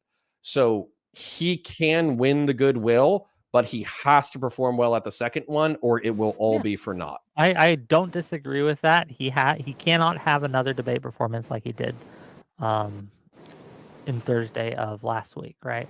He can't do it.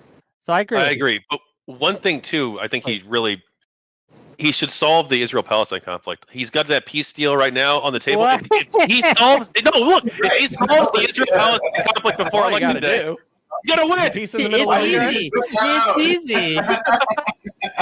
Yeah.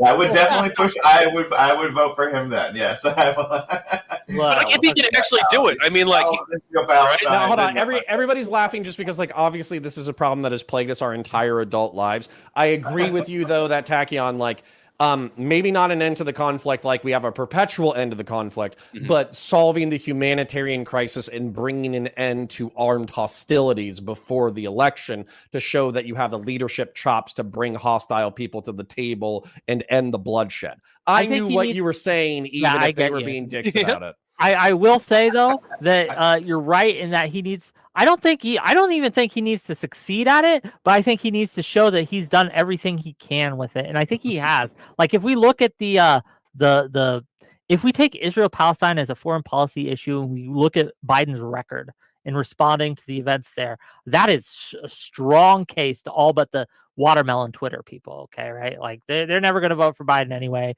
There are a lot of the people who are trying to push Biden out, to be clear, right? But they're just gone. I don't think we get them as voters. But the great thing is, by excluding those extremists, we appeal very strongly to the centrists, right? And the independents. And I think we make up way more than we lose by casting them aside. But that's neither here nor there.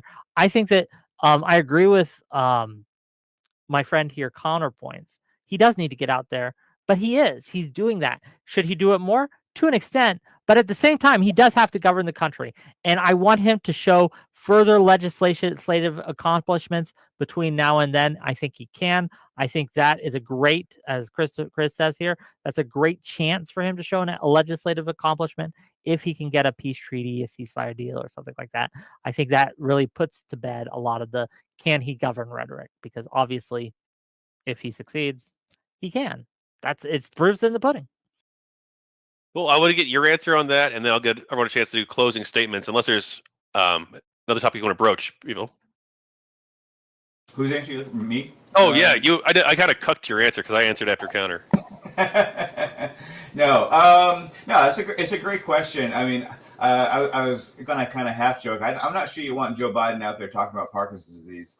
But just a classical conditioning. He signed it. That point. I'm not saying the policy was a bad one. I'm just saying it might not be the tone for the moment here.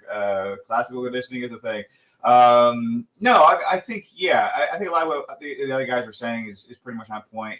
I think people want to see him out there. They want to see him being vigorous, countering that narrative that he's frail or possibly in cognitive decline. I like the idea of getting Kamala Harris out there more. I think she needs to be, like I said, I think both of them to some extent have been focus grouped to death a little bit, and tacking both of them to the. Now, I mean, from what I understand from Harris's record, she's a very centrist. You know, she's who was a prosecutor, you know, and getting her out there talking like maybe she did 15 years ago, I think would help her a lot.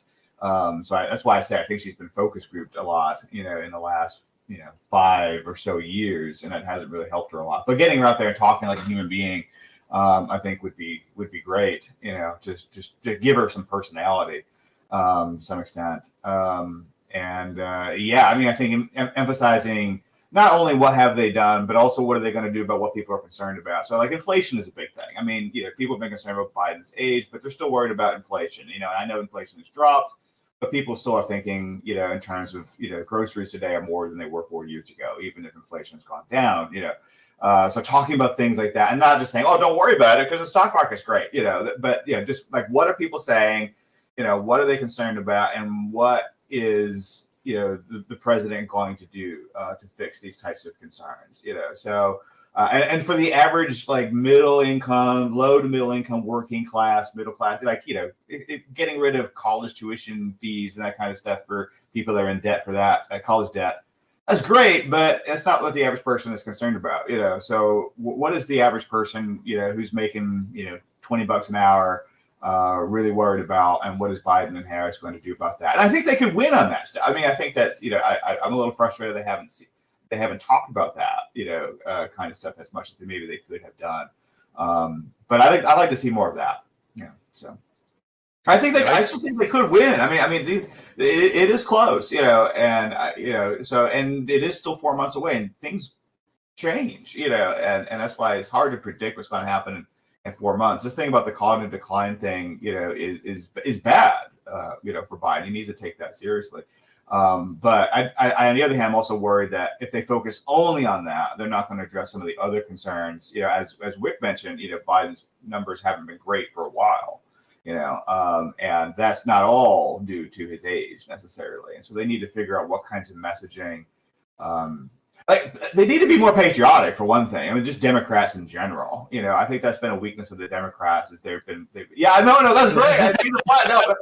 No, absolutely. But I'm thinking of the speech that Biden gave at Morehouse College. I mean, some of the speechwriters, they need to replace them. And have more. I think recently Biden has been pretty patriotic. Like his Point du Hoc speech, he was talking about basically a lot of his speeches I've seen, like the State of the Union too. He talks about how basically America is this great force in the world. Like it's not perfect, but that we have an obligation to help defend Ukraine. This is in America's interest, and that this is who America. This is what America is when they're at their best, right? I think that he has actually captured that really well, especially with Trump being a wannabe dictator. Yeah. Oh no, absolutely. No, I think that's great. It's just they do have to be careful about every single time they step off of that. The Republicans are going to pounce, and that's going to be all over their advertisements. And so I think they need to be worried about some of that message. No, they should. I think we do need to move away as the Democrats. I think they have been moving away, hopefully, from this whole America bad, America white supremacist patriarchal country, which is to say that we can't talk about inequalities, but that trying to this whole Hassan Piker, the Houthi pirates are actually the good guys, and America's evil, America bad. That's just that's a losing proposition, and it should be. Amen. All right. Well, hey, I want to give everybody a chance. We'll do a reverse order. So, Wick, I'll give you a chance to go first here. What's your closing statements? What are your final thoughts, and where can people find you? Okay, so I'll start by telling you where you can find me. If you like what I have to say, or even if you hate what I have to say, but you want to talk to me, I'm really open to talk to. Easy to get on my show. It's really nice. We do talks like this all the time. We had Cenk Uygur. We had Representative Joe Walsh on my show on Saturday. Destiny comes on time to time. Brianna Wu was there. It was a great conversation. But yeah, if you want to find that kind of stuff, you can find me on youtube.com/@wick-tv or on Twitter and Kick at @wicktv. WHICK, spells like it sounds. Yeah, closing thoughts. Fear is a mind killer. Fear is a mind killer. We cannot be making decisions that are this important based on panic and fear.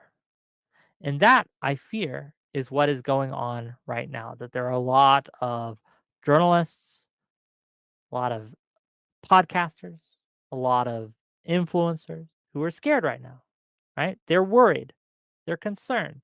Their concerns are somewhat valid.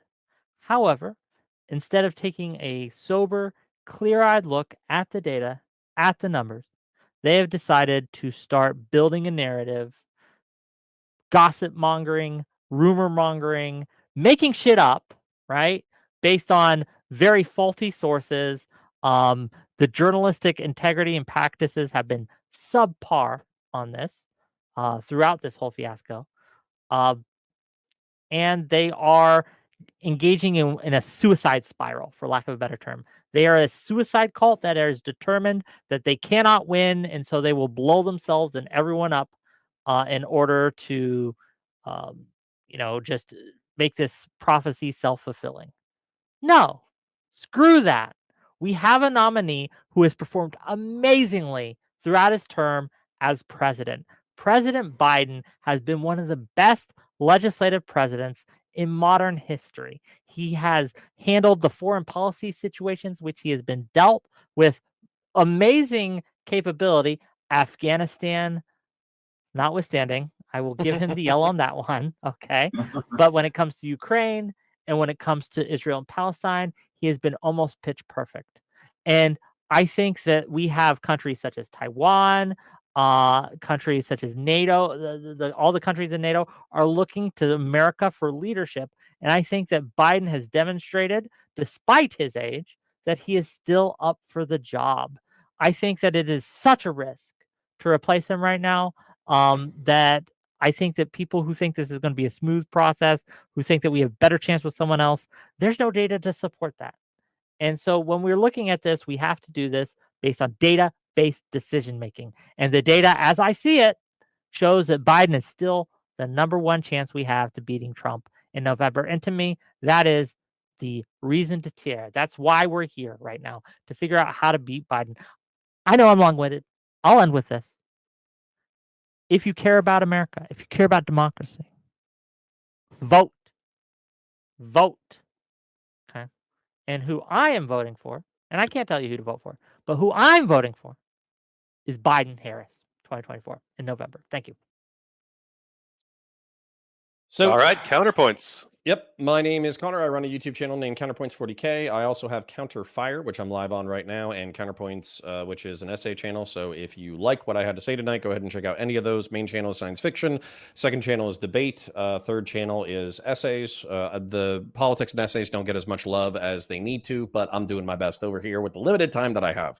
In reference to this thing, fear may be the mind killer, and you shouldn't allow panic to overwhelm you, but fear also keeps you alive. It is why God gave you that instinct in the first place. It's to evaluate your decisions so you don't jump off of a cliff or pet a rattlesnake or jam your head into a lion's maw just for the shits and giggles of it. It's to keep you alive. So in reference to this debate, I understand all the pragmatic reasons that Mr. Wick articulated. I agree with a healthy chunk of them. However, I do think that you are putting the American public in a difficult position when you say, hey, here's this massive dirtbag who said that he would suspend the Constitution because of fraud. He never produced the fraud, but he basically threatened the foundations of the Republic.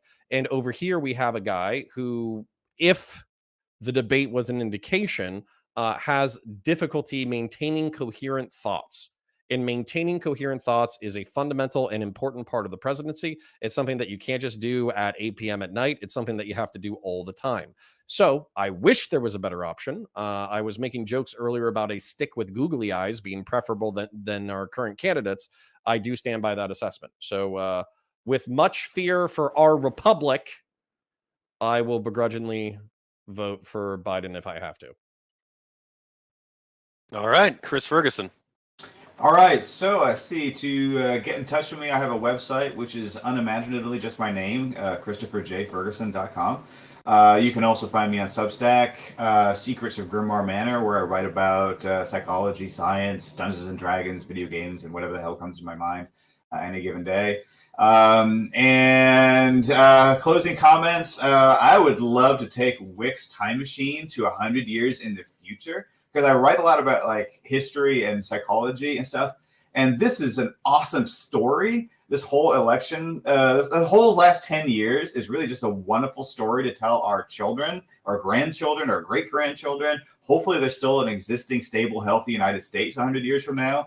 But if there is, what a fascinating history story this will be, of how we elected a crazy guy and then got rid of him and then maybe got him back because the other guy had dementia, maybe. It's just a great story. You can't make this shit up, basically. And I would love to write that book 100 years from now. Sadly, I will be long since in the ground. Anyway, yeah, so hope to hear from some of you. Cool. Well, hey, thank you all for coming. Thank you all for watching. I guess I'll give like a very brief statement too, which is that I kind of went into this a little bit more leaning towards getting rid of Biden. And I'm probably still in that camp. Sorry, Wick. But it's not going to happen most likely. And we have to, whether it's Biden or somebody else, they have to win. We have to defeat Trump, no matter who it is. And I'm going to be fighting for them and campaigning for them probably too, hopefully, no matter who it is. So we just got to get him out of there. We got to get rid of Trump. So and I do like Biden's foreign policy. I think he's done a pretty good job, actually, minus the Afghan withdrawal. But yeah. Anyway, well, thank you all. Are you going to stay live? I can raid you.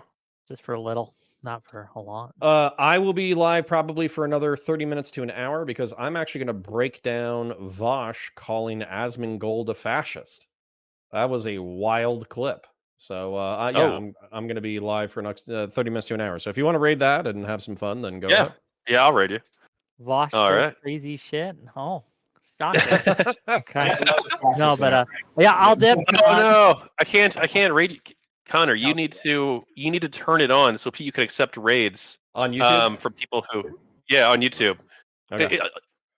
Yeah. I won't do it immediately, but if you guys want to come over, just type in Counterpoints Coliseum or Counterfire in your YouTube search bar. You'll find me, and we'll be live for another 30 minutes to an hour. Cool. All right. Well, hey, have a good night. Go check out Connor's stream here, and take care. All right. Catch you guys.